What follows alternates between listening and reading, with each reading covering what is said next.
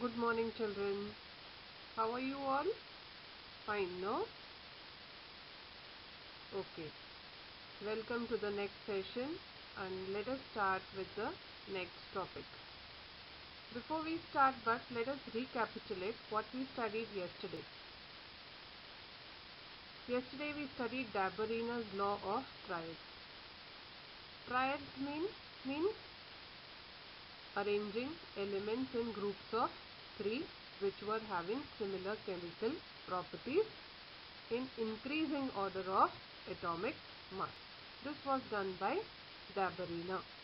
He selected group of 3 elements having similar chemical properties and arranged them in increasing order of atomic mass. And when he did so, he found that the atomic mass of the middle element was approximately the arithmetic mean of the other 2 elements, or the first and the third element. He was successfully capable of classifying elements, but as the atomic mass of the elements went on increasing, it was difficult for him to arrange the elements in triads. So the law of triads did not work. Then we just started with Newland's law of octaves. We said octaves are musical notes. We saw those notes in both Indian music as well as Western one. I hope you must have followed the link also. And now further we are going to study the Newland's law of octaves. So we go on to the next slide.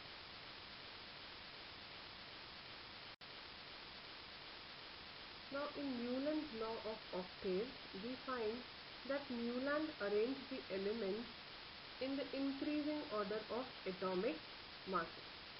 Just as Dabarina had done, just like Dabarina, Newland also arranged the existing elements in the increasing order of their atomic masses. He started with the very first element, that is the element is hydrogen, which is the lightest element, and then he kept on arranging the elements till thorium.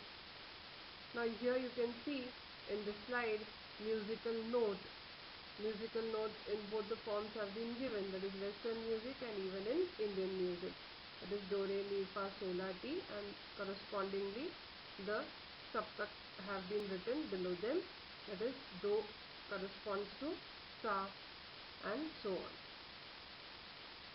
Now here what do you notice?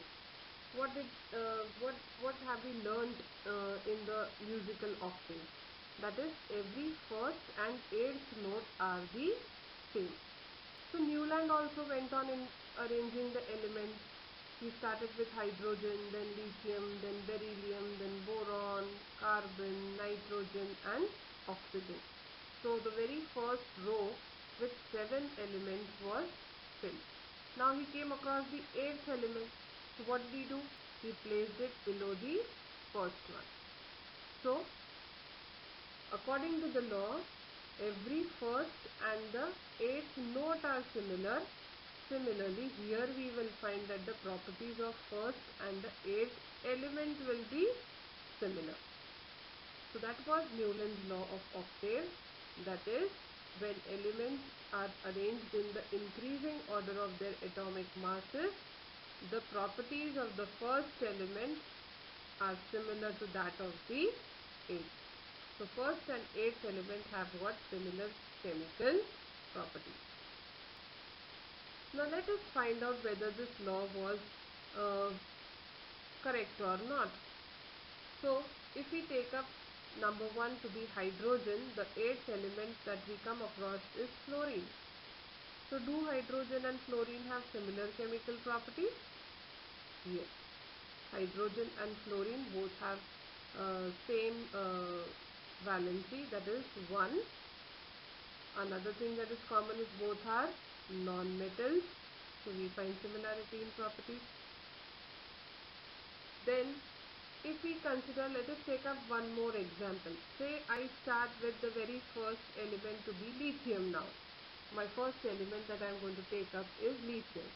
Now from lithium you start counting, that is lithium will be number 1, and then you go on till 8, which is the 8th element now.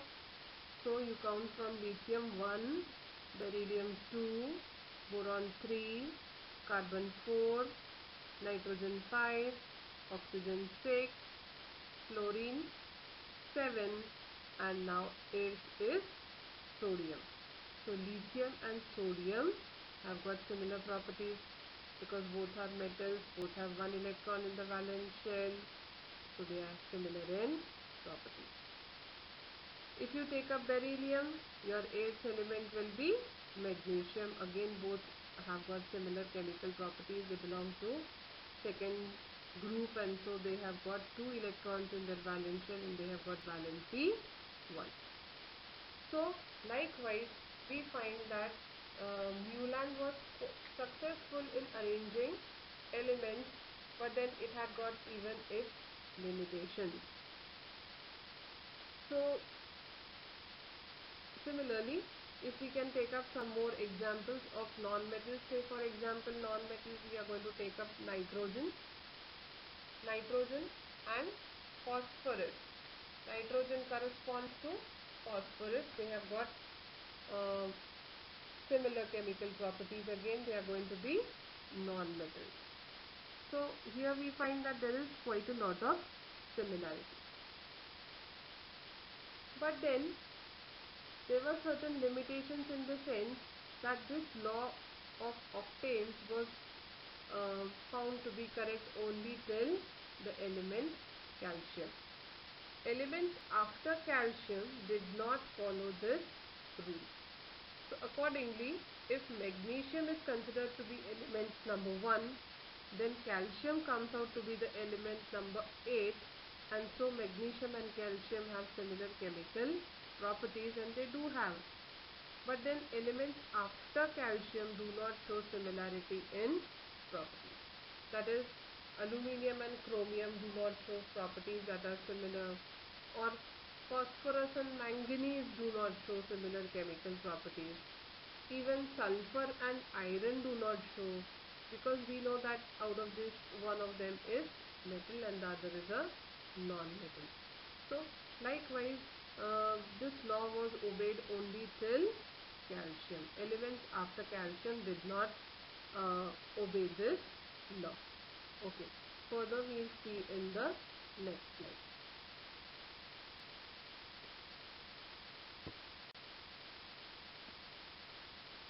Okay, so here you have the Newland's law of octave. According to Newland's law of octave, when elements are arranged in an increasing order of their atomic masses, the properties of the 8th element are similar to the first.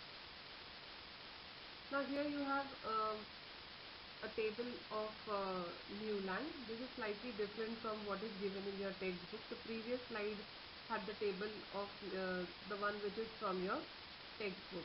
Now this is slightly different. This is just to make you understand how D'Aberynner's triads are visible in the Newland's table. So the very first triad that we studied was lithium, sodium, potassium. So lithium, sodium and potassium are seen here in the Newland's law of octave. If we start with lithium to be the first element, sodium comes out to be the 8th element, and so they show similar properties. Then if you start with sodium to be the first element, you come across potassium to be the 8th element. Again, they show similarity in properties. Another triad that you can see here is beryllium, magnesium and calcium. So these two triads are seen over here. Now we come to the limitations of Newland's law of octave. Why was Newland's law of octave not accepted? Why was it rejected? So one thing we have already said, that is, elements after calcium did not obey the law. The law was not obeyed after calcium 40, that is, elements did not show similar properties, that is first and 8th after calcium. So what were his limitations? Now this table itself shows you many limitations. You can spot the limitations in this table itself. Let me highlight a few of them. Like first, just locate the element manganese, Mn. Now this manganese is placed along with phosphorus. Now if you are placing manganese with phosphorus, then both are not at all similar, because manganese is a metal, phosphorus is a non-metal. Same is the case with iron and sulfur, those which are just next to the previous two that we discussed. Sulfur and iron, both are very different. One is metal, the other is a non-metal. Sulfur is a non-metal, iron is a metal. So this kind of limitations were found in his table. That is, elements with dissimilar chemical properties were placed in the same column. Then another thing that you can notice here is in the very beginning, the very first column, you can see cobalt and nickel. Cobalt and nickel, CO and Ni, both are placed together. How can two elements be placed together? You cannot place two elements together in the same box. So cobalt and nickel, that is one limitation, that is they cannot be placed together. Another thing is cobalt and nickel are similar to iron, but they are very far away from one another. So you know the similarity, iron, cobalt and nickel are all magnetic substances. So another limitation that we find here is that two elements were placed together and elements with similar chemical properties were placed away from one another. So likewise we have lot of limitations. We will discuss all these limitations in the next slide. Coming to the limitations of Newland's law, why was it not accepted? Newland could arrange elements only up to calcium out of the 56 known elements. That is, his law was obeyed only till calcium. Elements after calcium, that is every 8th element after calcium, did not possess properties similar to that of the first. So this was his major drawback. Now in order to fit the existing elements, Newland placed two elements in the same position which differed in properties. Now how to understand this point? Just refer to your table that is given in your textbook. Here we have cobalt and nickel. Located, where is cobalt and nickel? First group you can see, first column, cobalt and nickel are given. Now this cobalt and nickel, firstly you cannot place two elements together in one single box. That was one limitation. Even if you have placed it, you see the elements above them, they are hydrogen, fluorine and chlorine. Now their properties are very different from cobalt and nickel, because cobalt and nickel are magnetic, they are metals, whereas hydrogen, fluorine and chlorine are non-metals. Similarly, you will find that cerium and lanthanum have also been placed together. So that was his major drawback. Now this periodic table did not include newly discovered elements. When Newland made his table, inert gases were not discovered. But later on when they were discovered, they did not fit into his table, and that was also a limitation. So due to all these limitations, Newland's law was not accepted. Now the next way of classification that we are going to study is the Mendeleev periodic table.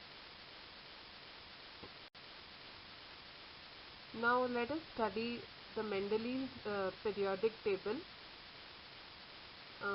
It was the periodic table that was continued for a very long time. It was accepted. It was one of the most systematic way of classification of elements during those times, and it was continued for a very long period of time.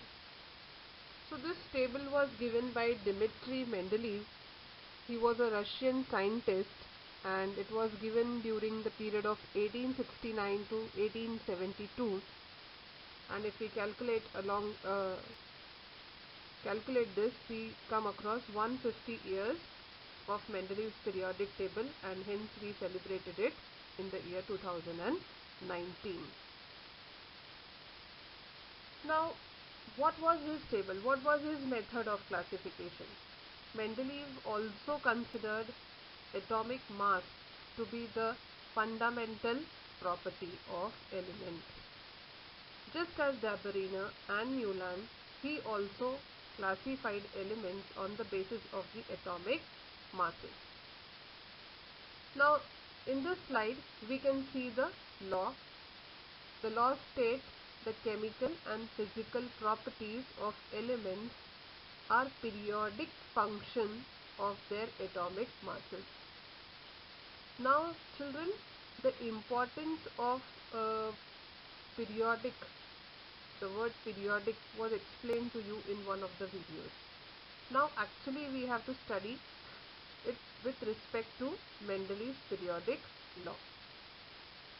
Now, we will come to this statement a little later. We will first try to understand what are physical and chemical properties. Physical properties you already know: the color, odor, melting point, boiling point, density. These are considered to be the physical properties of any substance.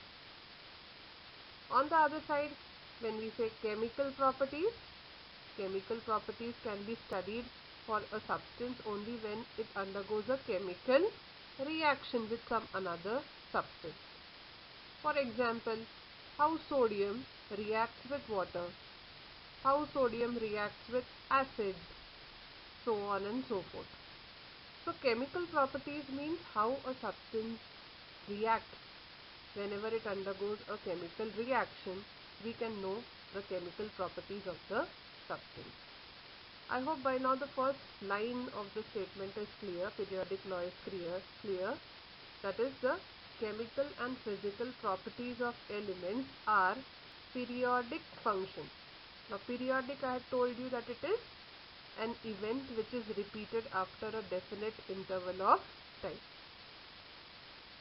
So, when elements will be arranged again in the increasing order of their atomic masses, we find that the elements with similar physical and chemical properties are repeated after a definite interval of time. This was what was observed by Mendeleev when he arranged 63 elements that had been discovered by his time.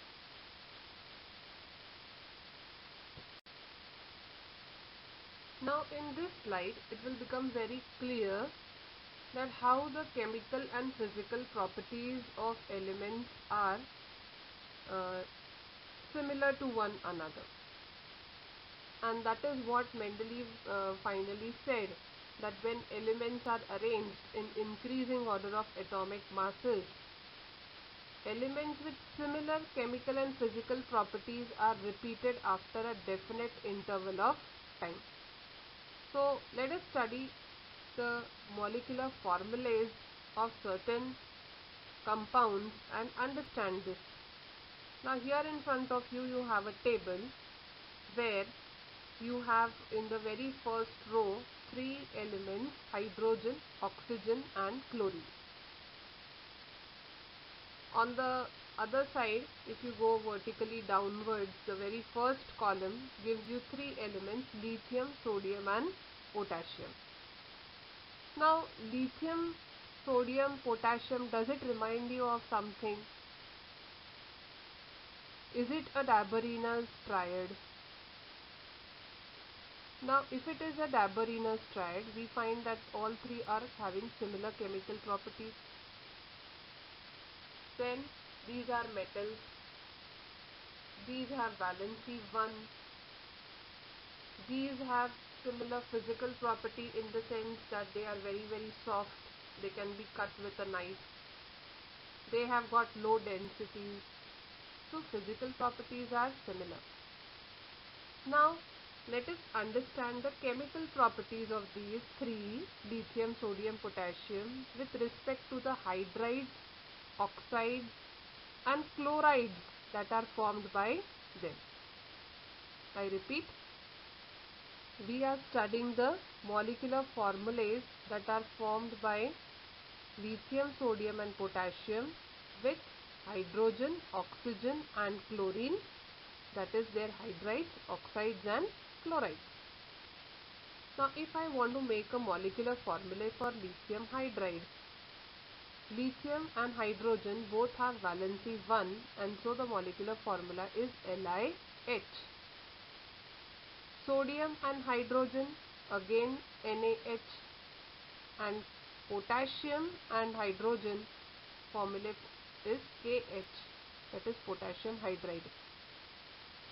Lithium, sodium, potassium all have valency 1, hydrogen has valency 1, so when you cross the valencies you get these formulas. Do you find any similarity in these formulas? Yes, LiH, NaH, KH. Let us now look into the oxides of these. Lithium oxide, sodium oxide, potassium oxide. Valency of oxygen everyone knows, that is 2. So when lithium forms an oxide, there is crossing of valencies. Oxygen's valency goes to lithium and you get Li2O. Similarly, you find Na2O and K2O. Again we find similarity in the molecular formulas. And lastly, with chlorides, lithium chloride, sodium chloride and potassium chloride. So again we find that the molecular formulas are similar. So this indicates that these must be having similar chemical properties. Are you able to understand this? Have you understood that how chemical properties of elements are repeated after a definite interval of time? So this table helps us to understand the similarities in molecular formulas of hydrides, oxides and chlorides, which Mendeleev had actually studied. He had studied the molecular formulas of hydrides and oxides of elements, and on the basis of that he had postulated his periodic law.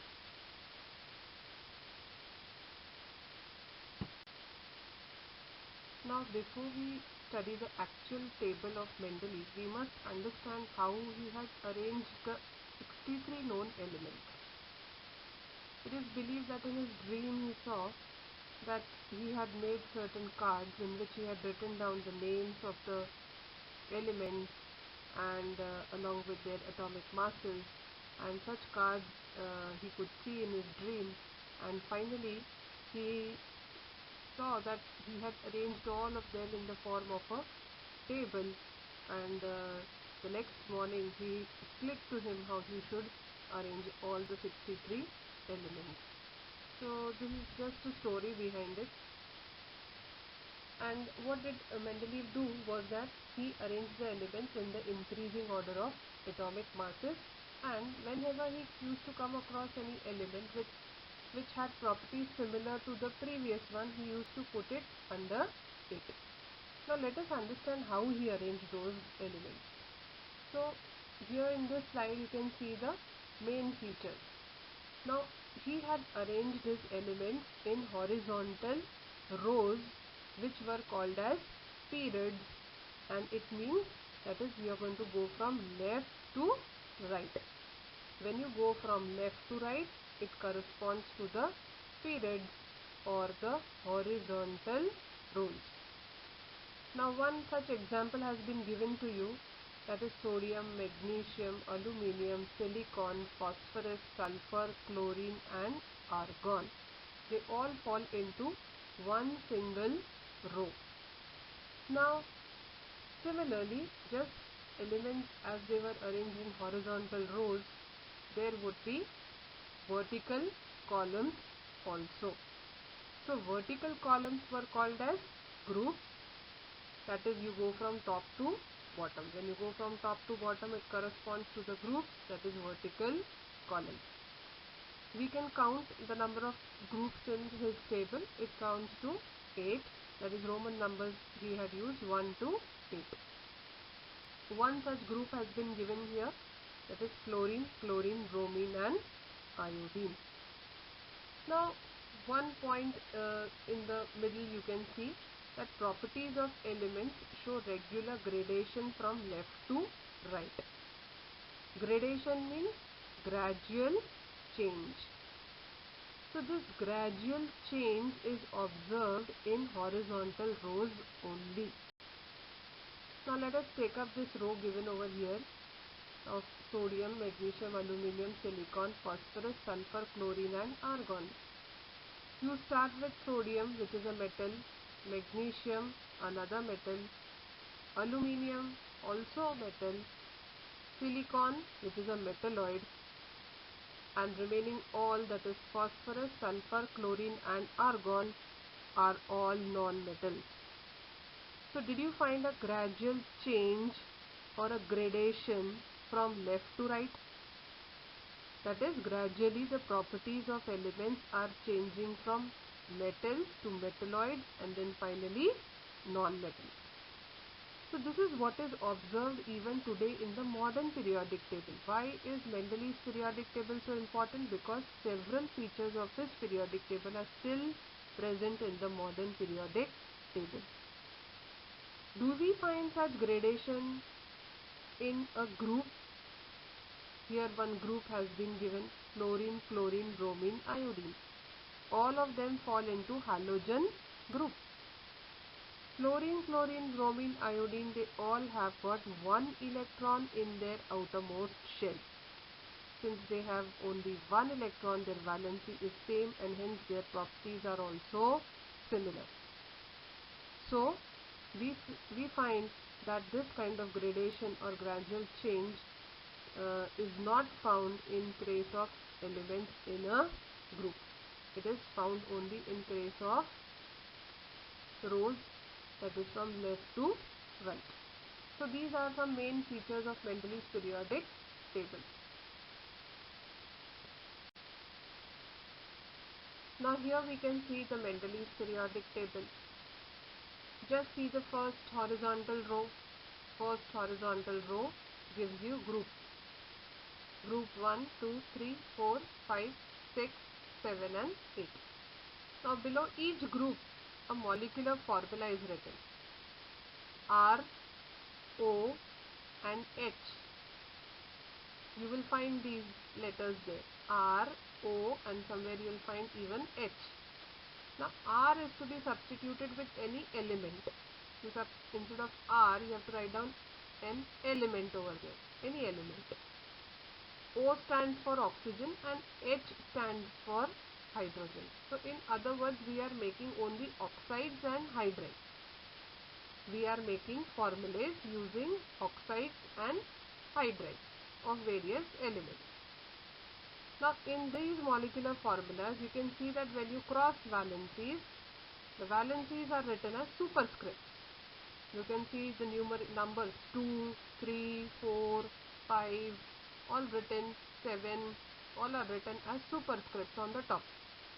But now when we write the molecular formulas, we write the valencies as subscripts.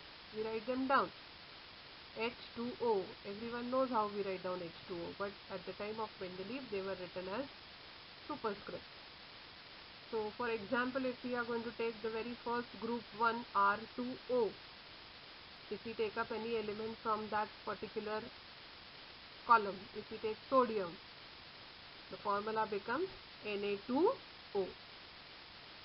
If we go to the next column, the molecular formula is RO. Now instead of R I will substitute an element from there. Say I take magnesium. Magnesium combines with oxygen to give you MgO, because oxygen and magnesium both have valency 2. So that is how we can make molecular formulas. So Mendeleev's time it was used as superscript and now we use it as subscript. Now coming to the arrangement of elements in horizontal rows and vertical columns. Now he started with the lightest element, or the one which was having the least atomic mass, that is hydrogen. At the time of Mendeleev there were no inert gases, and so he did not mention anything about this. But the next element was lithium. So he found that the properties of lithium are similar to hydrogen, and so he placed lithium below hydrogen and he started a fresh row. Second row he started. In second row you can see lithium, beryllium, boron, carbon, nitrogen, oxygen and fluorine. After that he came across sodium. He found that the properties of sodium are similar to lithium and hydrogen, and so he started a third row. Third row comprised of sodium, magnesium, aluminium, silicon, phosphorus, sulfur, chlorine, and then he came across potassium. It was having similar properties to the three above it, that is sodium, lithium and hydrogen. So he started the fourth row. This is how he went on arranging all the 63 known elements. Now you can see several things in this table. You can find that at places some elements were written in bracket. Like in the 7th series, you can see in group 1, silver is written in bracket. So some elements were written in brackets. Perhaps there was some double counting which compensated for missing group of noble gases. So since there were no noble gases, so that group was missing, and hence to compensate for them he repeated certain elements and he wrote them in brackets. Like you will find copper, silver and gold. They were placed in both groups, that is group number 8 and group number 1. So that is one thing that you will notice in his periodic table. Then you will even notice that at certain places there are certain question marks. Question marks are there. So these question marks are there just because he was not certain about the names of some elements. So he placed a question mark before them in his periodic table. For example, if we take an example of group number 3 and row number 6. So which element does it coincide with? Group 3 and row 6. That is YT88 and a question mark is given over it before it. So that later on came to be known as yttrium and the symbol became Y. Then if you just come a little below yttrium, question mark is given Di 138. Later on it was named as lanthanum. Likewise, you can just refer to the modern periodic table and you can just see what are their atomic masses. Atomic masses are given.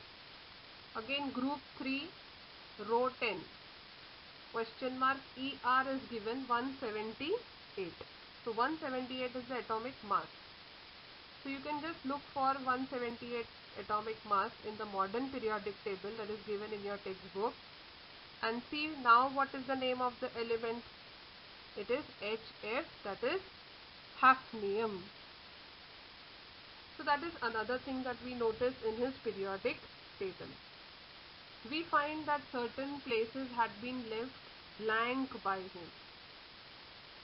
So these blank spaces, he had predicted that the elements with these atomic masses will be discovered in future. Like we have in group 3 again, row 4, you have a dash 44, then row 5 dash 68 and group 4 again 5th row dash 72. So these 48, 44, 68 and 72, he said that the elements with these atomic numbers will definitely be discovered in the future. So he had left blank spaces for such elements in his periodic table. Later on these elements were found also and we will study them under the merits of Mendeleev's periodic table. So this is all about his table, and you can just go through the table in detail and try to discover some more things regarding his table.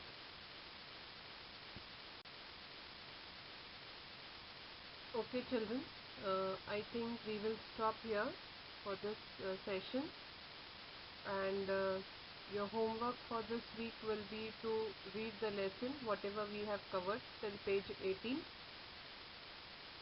You can even go through the questions that are given on page 19 top, think about it and answer them.